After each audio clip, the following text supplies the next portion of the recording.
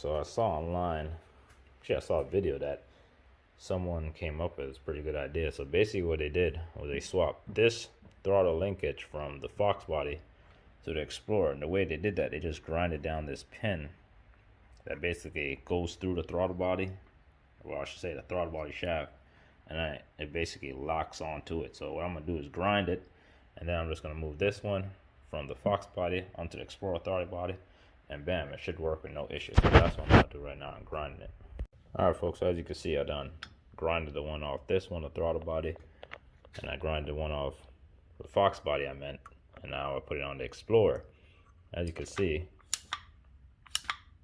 works perfectly fine. See the flap closing. Now, next thing they say you have to do to keep this on is, you see how there's like a rectangular indentation right there. Basically, I'm at the spot weld. I'll probably just put a strong bead of weld right there just to weld it on so it won't go anywhere. And yeah, that is how you basically modify your throttle body. I guess the cable from the Fox body onto the Explorer. So you just grind it off, pop it off, and then put this on, and bam, you got your throttle. Now you could use your same linkage or your same throttle body on the Fox body, comparing trying to remodify to use the Explorer one. So more to come. Alright folks, so if you have to do the modification I had to do was basically the TPI sensor. The Explorer throttle body uses a different one. It uses this kind of connector compared to this one, and it did not work on any of the 2000 Explorer. So what you're going to do, you're going to have to solder the Explorer connector to the old Fox body connector, and this is how the wire setup is. So the orange wire goes to the brown and white wire, the green wire goes to the gray and white wire, and then the black wire goes to the gray and red wires. It's basically all identical, but they're showing you that so you know if you're doing it on yourself, you're like, the connector doesn't fit, you're gonna have to do it this way. So once again, it's the orange wire from the Fox body to the Explorer goes to the brown and white wire. The green wire from the Fox body goes to the gray and white wire in the middle, and then the black wire goes to the gray and red wire on the Explorer. So more to come. I'm just gonna solder this, and then I also have to extend my auto air control sensor, if I could find it. Yeah, I'm gonna have to extend this because it goes right here. So I'm gonna have to snip this and basically extend it. So that's pretty straightforward. Just extend the wire, hook it up. So I'm just gonna do that and show you the end result.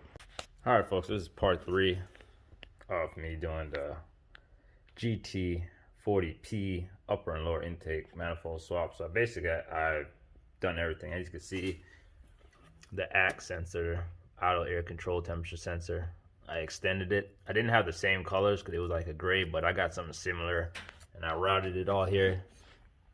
Cosmetically, I'm still gonna clean it up, so right now it's kind of messy, but just showing you that basically everything works. I just gotta clean stuff up. I'm gonna have to make a bracket to like hold the mass airflow sensor up. See, here it is routed. It's into the pipe. This is steel piping.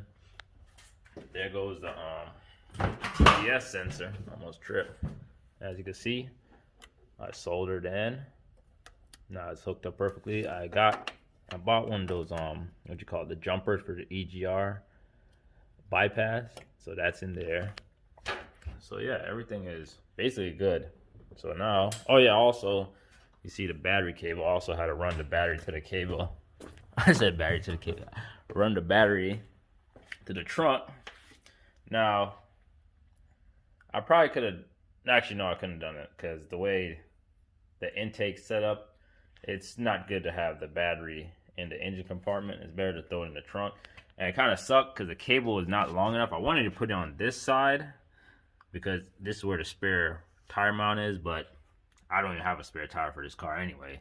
I'll just have to buy a tire if I do blow up. But as you can see, I installed it.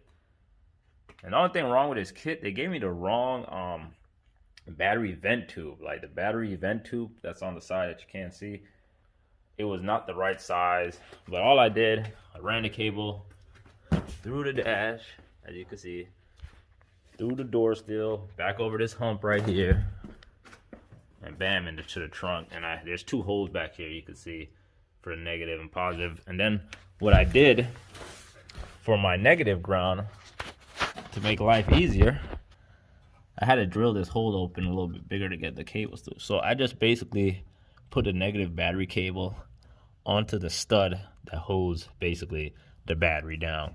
And that's basically what my negative ground. You see I grinded it off. Why make stuff complicated? So I will tell you one thing. There is a difference when I start it up. It's like there's a lot more air. I just tell the difference to starting up. The car does run differently, and it's gonna run better. The only thing left for me to really do is the freaking throttle cable.